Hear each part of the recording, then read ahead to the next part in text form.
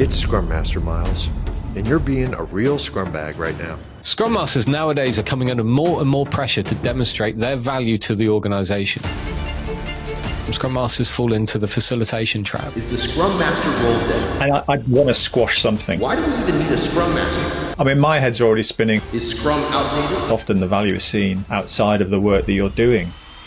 Stay tuned. We're going to discuss the top 5 measures you as a Scrum Master can use to demonstrate your value to your clients. Welcome back, everybody. My name's Steve Trapps. And I'm Andy Hiles.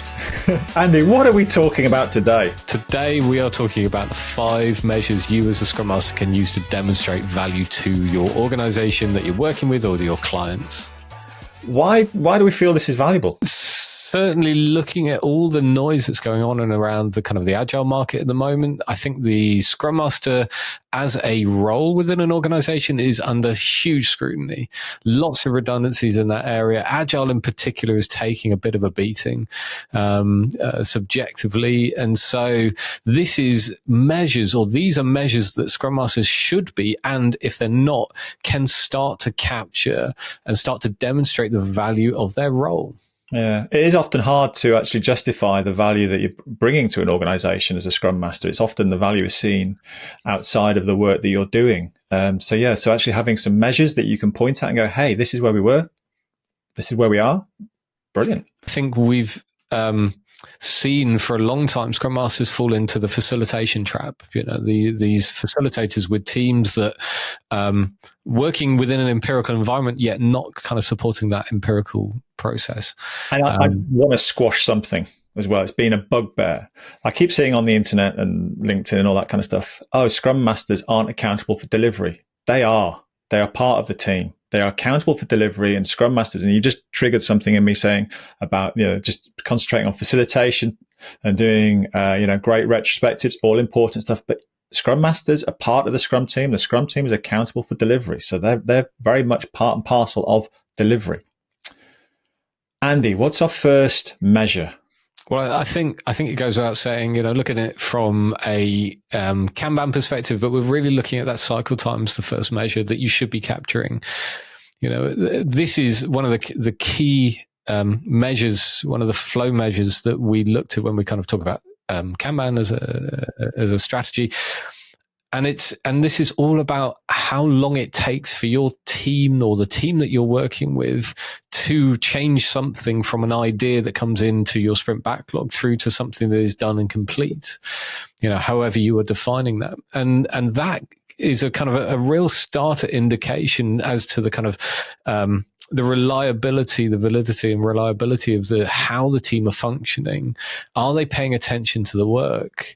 Do they really understand how work is transformed? And, even better, what kind of team practices is that supporting? Yeah. I mean, my head's already spinning because I was thinking about the cycle time. You deliver value when you get something done. So recording that time, if that's elongating or getting shorter, you can start demonstrating straight away that you're delivering value quicker, or the team's delivering value quicker. And then I was thinking, and then if you've got too much work in, we were talking about this last week, you've got too much work in, so you've got too much work in progress, your cycle time is going to expand out. So you need to focus on these stuff. You need to focus. Well, it's the ability to articulate to stakeholders, to product owners, to people asking, when am I going to get my stuff? Right. So we know cycle times for single items, but it really is that kind of that key message that people should be really kind of measuring and saying, yeah, I am able, right? Yes, organization, I am able to demonstrate that, or I'm not able to.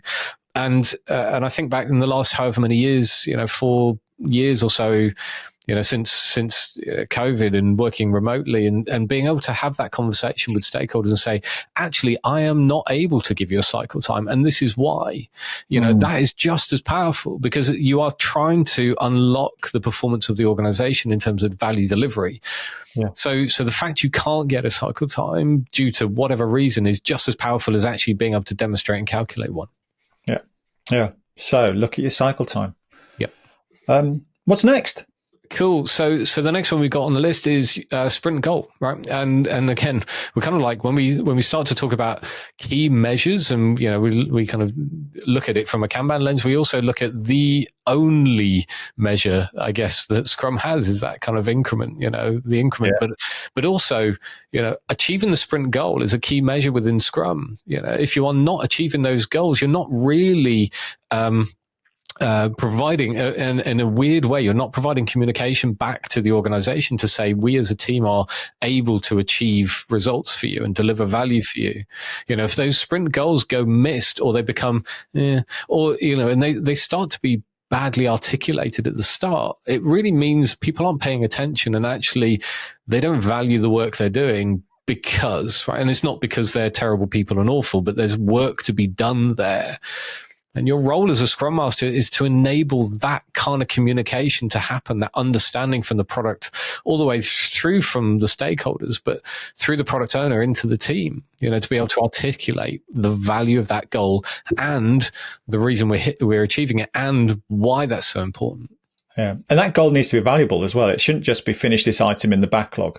It needs to be the actual sprint goal itself needs to deliver value. Because it is a commitment that the Scrum team make to the organization and to themselves. Importantly, it's to themselves as well, that this is what we are going to try and achieve. This is the conversation that we want to have with our stakeholders, with our customers at the end of the sprint.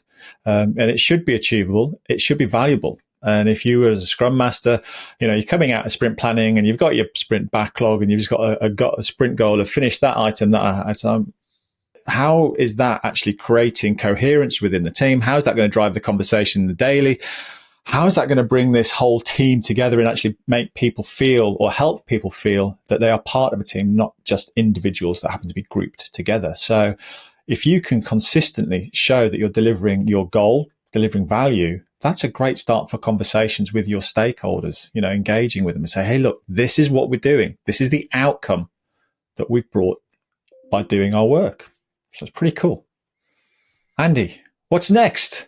Release predictability was on our next one, and it's funny. Oh, sorry, I've got the wrong one. Definition of workflow. You mean our order of work is in the wrong order, Andy? Yeah, the order of work is in the wrong order. But yeah, the definition of workflow, and again, it's kind of like, I know when we were talking about this list that a lot of these are feeling very Kanban-y, and this one in particular is, again, when we talk about one of the core practices of Kanban, we talk about this kind of idea of definition of workflow and the refining and keeping it alive and changing it and making it reflective of practice and where you want to be. But this one really hits into the first two, which is, achieving cycle time and achieving your sprint goal really is reflected in how your team shape your work and understand how work is transformed. So creating a definition of workflow, whether that be in, things like Jira or a physical board, if you are lucky enough to still work in those kind of spaces. But it's a true reflection of not only how the team transform work and the activities and the practices, and it can shape relationships and that focus. We love the idea of teams kind of pairing and cross-working, etc. But without a strong understanding of a definition of workflow, there's no sense of being able to challenge that for a start. Yeah. But the second part of this also goes into the active management of work items in progress. I feel like I'm again repeating the Kanban guide. But without understanding your workflow, you can't really understand how to actively manage your work. Therefore, you can't understand probably your sprint goal and your cycle time. Yeah. And I think, I know you said that it's feeling like Kanban. I don't think you should apologize for that. I mean, we were talking again last week around Scrum is the framework, Kanban is strategy for managing flow over the top. The two work so well together. And if you're not a Scrum Master using it now, I'd consider having a look at it because it will help your team. And actually having that definition of workflow, as Andy's already said, and having that ability to adapt it as you learn more about how the team works together, it just leans into that self-management area as well. So it's kind of a double win. As a Scrum Master, you're getting things done and the team is starting to self-manage how they do their work. It's really important.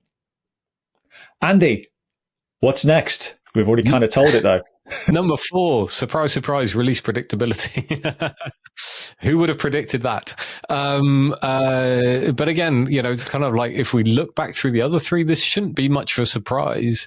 Hitting that sprint goal allows you to have an increment to release. but releasing is a whole different ball game. And I think back in my history, and I often tell stories of previous places I've worked with and still work with organizations where being able to release is such a hard thing to achieve. And it really becomes almost an afterthought of actually value and product delivery. So the ability for your team to figure out how to release often, maybe if that's the right thing to do, but actually predictably with zero defects, or the pipeline to get somewhere to be able to release, being smooth and easy to achieve, that's kind of quite a hard thing to go and tackle. Being able to articulate that as a measure, we released and it was fine. We released and we had 20 bugs. I mean, it's still metrics, right? You can start to articulate the value of what you're doing with an organization, but things like being able to speed that up, tackling those kind of challenges, that's not a bad thing to be able to articulate on your CV at all. No, not at all. And having that predictability as well. It's the, we say this quite a lot. People don't really care how you do their work for them, or, how they get their stuff. They just want their stuff. So if you can get into a habit of releasing on a predictable cadence, and whether or not that is every 6 months or every 6 days or whatever, 6 minutes, hey, at least the business, the rest of the organization can start looking at how you are delivering or how the team are delivering and start planning around that. So then that gives them confidence, that gives them the ability to adapt. Maybe that's the competitive advantage that they're looking for. So, Andy, what's our last one? Well, I think it goes without saying we are done. I think, but we, done again, kind of, we look back through the other four, right? Cycle time, sprint goal, definition of workflow, release predictability, but done has to be there. Are you achieving it? Each increment, each change, is it done? Having that clear, understood, communicated definition of done that matches not just the organizational standards, but the product quality as well. Does it really reflect that? Or is it just a tick box exercise? People really paying attention to what done means. And that is one of the best measures in here, that when you start to measure that as a Scrum Master, in terms of the understanding of done, the achieving of it, and then it backs up every other measure that we've talked about. It's such an important thing to understand. Yeah. And if the quality within the done is improving as well, your product quality is improving and the whole team know about it. There's less defects, there's less things, and the quality is so much better than it used to be. There's value. Well, you only get value when you release. You should only be releasing when you're done. So that's the way forward. I mean, I am really struggling to see how people do not see value in a Scrum Master when you consider, and I'm going to rip through the 5 things. When you consider a Scrum Master is looking after the cycle time, or the team monitoring cycle time, our sprint goals are being achieved. The team are looking after their workflow, their definition of workflow, and adapting to it, owning it. We've got a predictability around releasing, and the product that we're releasing is of a high quality, and it is increasing by high quality. How come Scrum Masters, are struggling to find work? Because surely this is what an organization should be wanting. This is predictability, high quality products, self-motivating teams. Surely it's a no-brainer. Maybe some Scrum Masters have been focusing on the wrong things. Maybe they haven't been focusing on getting to done, being that accountability of, delivering. So I don't know whether you wanted me to argue that. I'm just listening and going, yeah, I don't know. I've got nothing else to say on this. I think these are great. 5 great measures. It's all we need to know. And if you're not measuring them, start measuring them. And it is really that simple. There's no magic wand, to go and do this stuff. But reach out to Steve or I if any of these you need help with, right? That's what we're here for.